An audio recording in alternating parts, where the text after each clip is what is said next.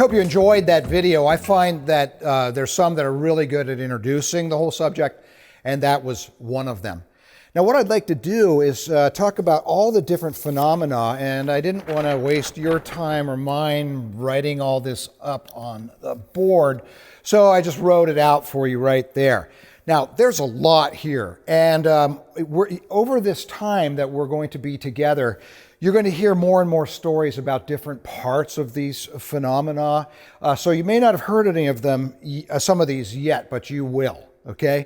But I want to go through these, and I'm not going to spend a lot of time on some, and I will spend a little bit on others. But I really want us to become familiar with the near-death experience so that when we move into Swedenborg, we can really see the similarities.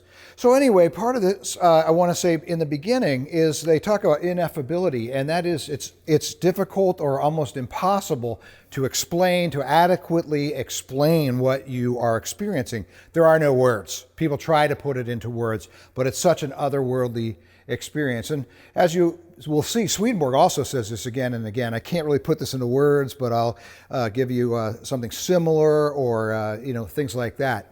So that just happens to be one of those things. Hearing the news, somebody all of a sudden hears he's dead. The doctor might say that, or she's passed on, or we have a problem. A lot of people experience a noise. It's an unpleasant sound that they're hearing. I've often thought about this because it doesn't seem to fit with everything else that happens in the near-death experience that is generally so positive. And I think this possibly could still be connected to the body in some way as the person is passing away. Perhaps shock, something like that. Often I ask my students, have you ever, had a concussion or something like that? You really get a ringing in your head. Some people do hear the harsh noise when they're in some kind of an accident, and it doesn't mean they're necessarily having a near-death experience. So it's something that happens with people, not everybody, but it happens. Now, one we could talk about a lot is the out-of-body experience, or OBE for short. This is a remarkable experience where people find themselves outside of their body looking down at their body. Now, sometimes it's during a resuscitation in the hospital. It could be in an accident they're looking down to see what's happening, but they find they're outside of their body. Now, I'm going to just throw in right here something that's really interesting. Scientists, when they're trying to disprove that there's an afterlife involved in this, or that there's a spirit not connected, that there is no spirit that can disconnect from the body, people have, and this has been documented a lot, people who have come outside of their body have actually been able to travel down the hall and hear a conversation of their loved ones down the hall. One person talks about how they knew that this is a little boy, and you might have even seen this was turned into a movie, saw the parents down the hall praying, or the father was yelling at God, what have you done? Why is this happening to my son?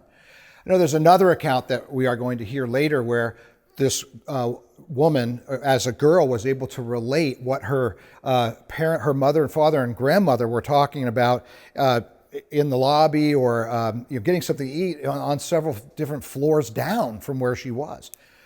Amazing stuff. Don't know what to say about it, but I could talk a lot about more to say about that, but just wow. Apparently there's something that really is an out-of-body experience. We just happened to hit another one that's key, and that is meeting others in this world, people who have passed on before the person. This is often friends or relatives that have passed on. A lot of people will hear about their grandmother, or maybe it's an uncle that talked to them, or a sister or a brother. And sometimes people talk about they're all there. They're all there to welcome the person in, or sometimes just someone in particular that is there to greet them.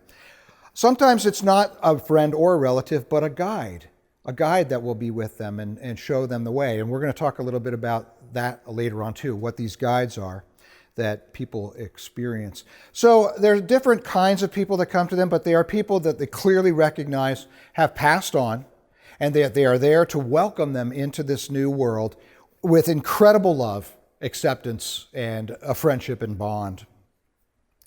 Now we could talk about some people go through a tunnel. I'm not going to spend a lot of time on that, a dark tunnel. Almost everybody feels a sense of peace and quiet in this new realm once they've come into this realm. They also notice that they have a spiritual body, And for the most part, almost universally, they say they realize that it's similar to the body that they had in the world. Not that they look similar necessarily, but hands, feet, arms, legs. A few people, they're not so sure. It's kind of blurry and hazy to them. But overall, they say they saw that they were whole in this body. They weren't so someone that had a tragic accident, say in war or something like that, would find themselves in a whole body in the other life, or even someone that was, missing a body part or whatever, found that they were whole.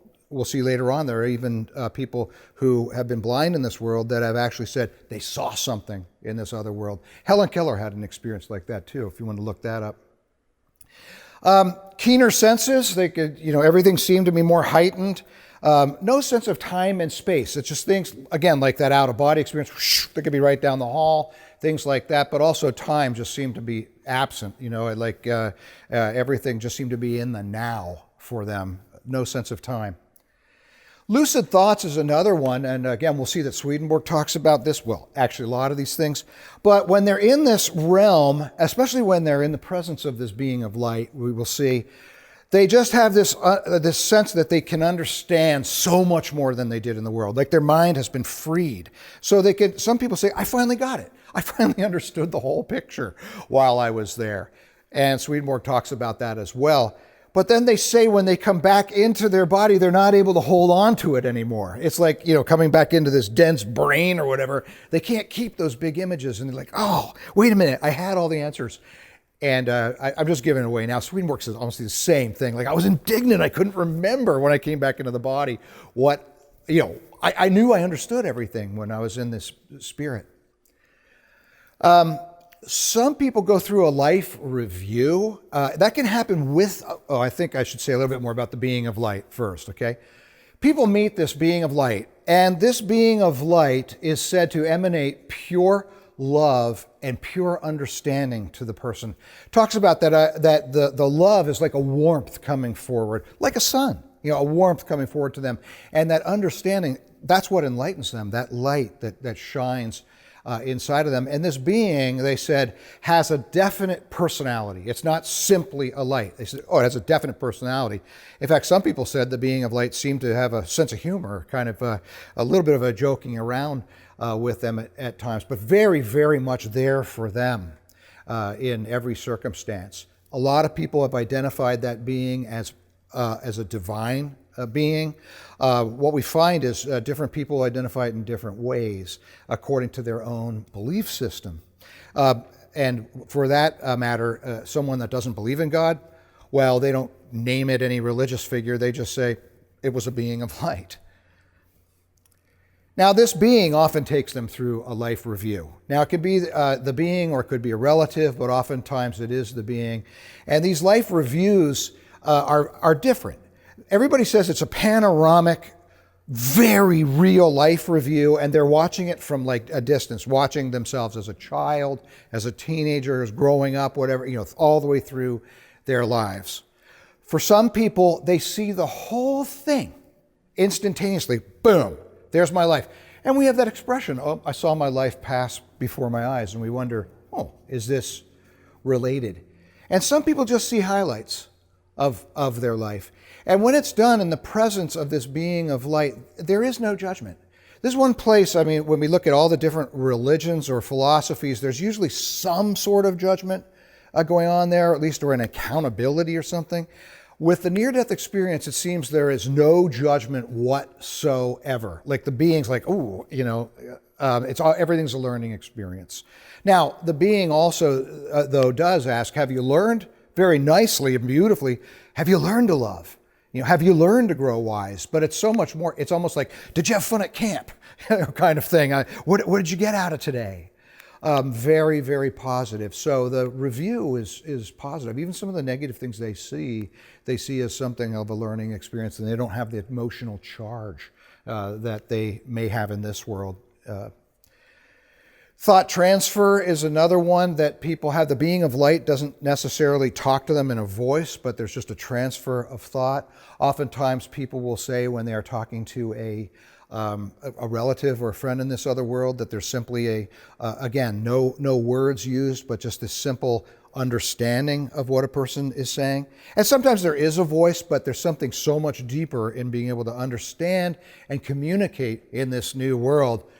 Perhaps because our bodies aren't there and we can see each other's spirits. And again, Swedenborg will talk about this as well.